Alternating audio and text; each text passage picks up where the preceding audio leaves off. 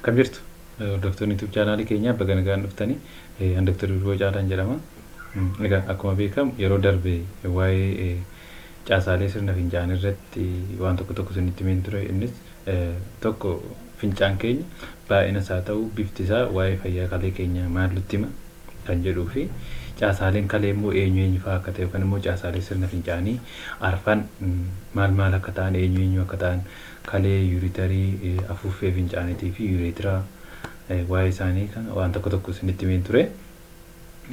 Har'a immoo kompleentii nama baay'eetii fi hawaasa keessatti dhukkuba baay'ee beekamaa ta'e akkasumas dhaabbata fayyaatti illee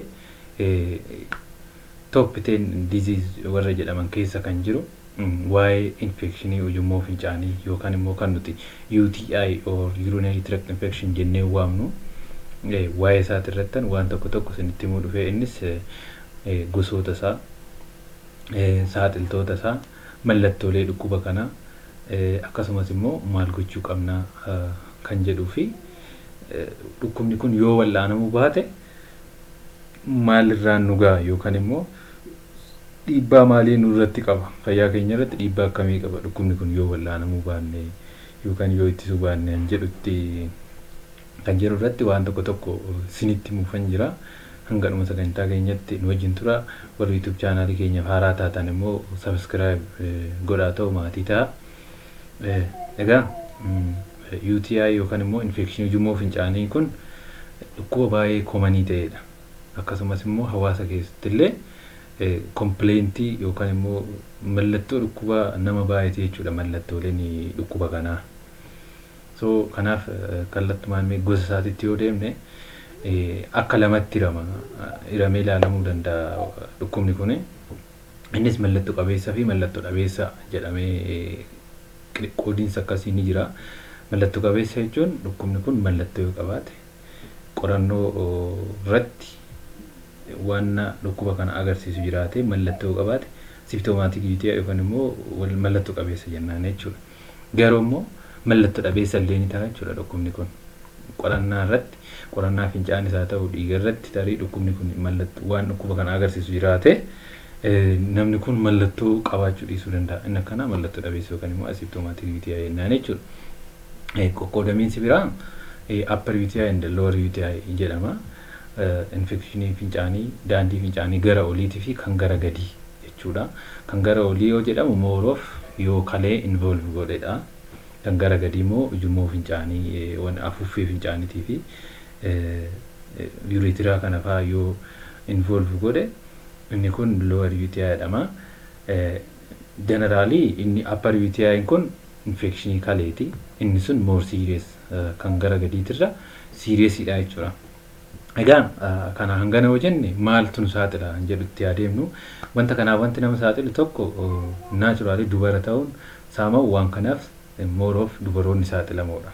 Keessattuu waggaa tokko hanga 50 gidduu dubaroonni jiran wanta kanaaf saaxilamoodha sababa uumamaatiif. Sababni sunis maalidha? Dubaroonni uretiraa isaanii gabaabaa fi bal'aadha.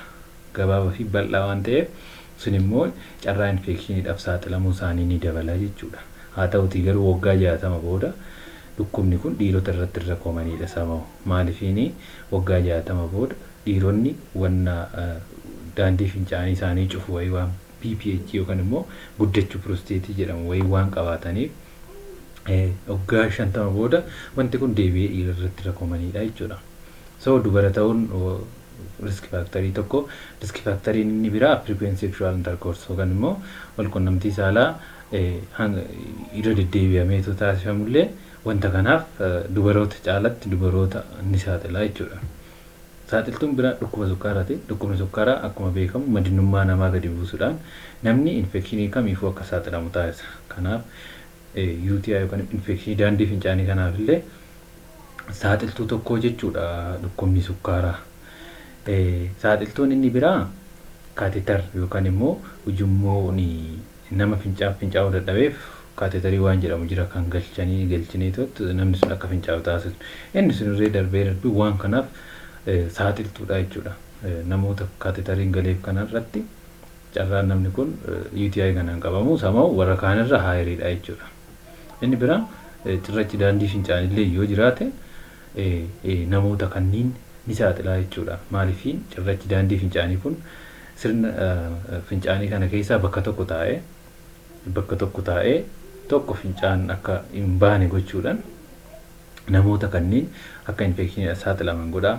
Inni biraa immoo bakka san madeessuudhaan bakki madaa'e sun immoo infekshiniidhaaf akka saaxilamu taasisaa jechuudha. Kanaaf wantoonni kunniin wantoota nama saaxilanidha.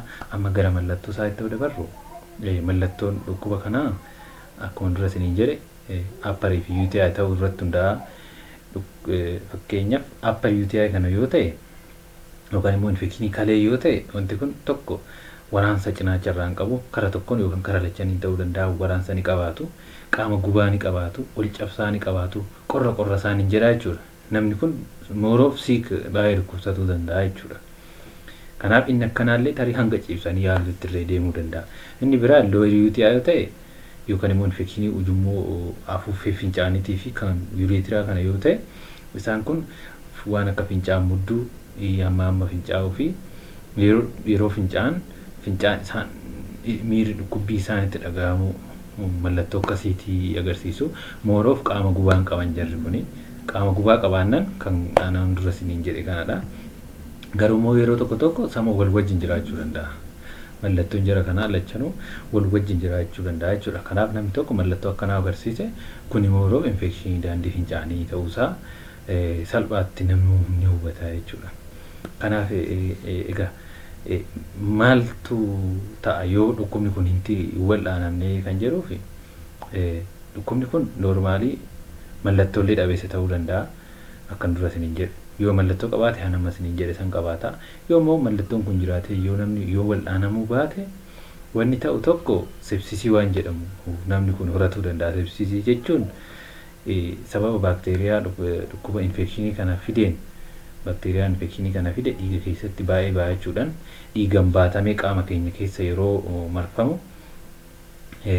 bakteeriyaa yeroo jedhamu yoo jiraatu namni sun dhiibban dhiigaasaa gadi bu'eedhaan naannoo isaa ol ka'ee qaama gubaa qabaatee hamma qaamoleen biraa dadhabanii yookaan immoo multiple organ failure gara jechuutti dirree geechuu danda'a jechuudha. Kanaaf keessattuu infekshinii daandii fincaanii gara olii wal'aansa barbaachisa. Tokko isaa sepsisii kana. Inni biraa dubaroota irratti yoo ta'e dubaroota ulfaata irratti yoo ta'e wanti kun ciniinsuu yeroo isaan geenye yookaan preterm labor akka jedhamu illee godhuu danda'a jechuudha. So rakkoo kana lamaan qaba. So maal gochuu qaba namni kamuu waan kana ofirraa ittisuuf yookaan immoo erga mallattoo irraa argan jedhuu fi from the beginning waan kana hir'isuuf wantoota hir'ifamuu danda'an irrattidha. Fakkeenya more fluid fudhachuun yookaan immoo bishaan haa ta'u dhangala'aa biraarra caalatti garuu bishaan fayyadamuun even mallattoon irra yoo jiraate sama relieving factoryidha jechuudha. Maaliifini namni yoo baay'inaan bishaan dhuge fincaasaa sun dilute ta'an callabbaa fincaasaa baay'inaan gaafa fincaa'u baakteeriyaa sanillee baakteeriyaa daandii fincaanii sana irratti qabatee infekshinii sana fidellee washaa'u takka godha jechuudha. Akka qulqulleessee fincaa'u wajjin baasullee godha jechuudha. Kun amma kaa warra mallattoo qabaniifis warra mallattoo hin qabneefis ni fayyada jechuudha. Inni biraa waan vitaamin C qabullee fayyadamuun isaa gaariidha jedhamee yaadama. Garuu confirmed miti. Inni biraa namni dhukkubni kun baay'ee ofiinillee dhiisuu danda'a. Keessattuu kan gara gadi yoo ta'e ofiinillee dhiisuu danda'a. Guyyaa amma ta'eetiif naannoo guyyaa 5-10 mallattoo kana irratti mul'ate dhukkubni kun ofiisaatiin gallakkisee deemuu danda'a jechuudha. Wanti biraa wanti godhamu waan biraa waan nama san waan isaaf saaxile irratti hundaa'uu danda'a. Fakkeenya dhukkuba sukkaaraa qabaate namni sun dhukkuba sukkaaraa sana hordoffiisaa seeraan godhee sukkaara dhiiga isaa keessa jiru akka to'atamu taasisuudha. Waan biraas waan isa fidirratti hundaa'eeti jechuudha. So kanadha garuu caalatti hydrated ta'uun yookaan immoo dhangala'aa baay'ee fudhachuun warra mallattoo qabaniifis warra mallattoo hin qabneefis ni fayyada jechuudha. Cirrachi daandii fincaanii kunillee kan jiru ta'e dhangala'aa baay'ee yoo fudhate namni sun saayiziin cirracha sanii yoo xiqqaa ta'e carraa fincaa wajjin bahuu guddaa waan ta'eef cirracha fincaanii saniifillee akkasumas immoo infekshinii kanaafillee isa fayyada jechuudha. Dhangala'aa baay'inaan fudhachuun. So kanaan of gargaaruu danda'a. Haa ta'utii garuu immoo yoo kanaan illee dide Infeekshiniin karaa gadii rakkina hin qabu. Antibiyootiksii yookaan piyoo antibiyootiksii yookaan immoo kiniinuma dhukkuba kanaaf kennaman ni jira. Isaan liqimsuudhaan illee ni fayyama. Garuu kan gara olii yoo ta'e wal'aansa dirqama hospitaala instituushinii fayyaa biraallee yookaan hospitaala isaa ta'u anywhere deemuu qaba jechuudha namni kun. Maaliif wanta dura jedhe saniif nama saaxiluu danda'a. So waa'een infeekshinii daandii fincaanii hanga danda'ameen gabaabbatee yoo ibsamu kana fakkaata. Egaa yoo wanti tarii isinitti tole yoo jiraate viidiyoo keenya laayik godhaa. Yeroo taanutti tarii waa'ee cirracha ujummoo fincaanii irrattii fi waan biraat irratti qabannee ni dhiyaanna. Hangasittuu nagaan turaa isin jechuun barbaada.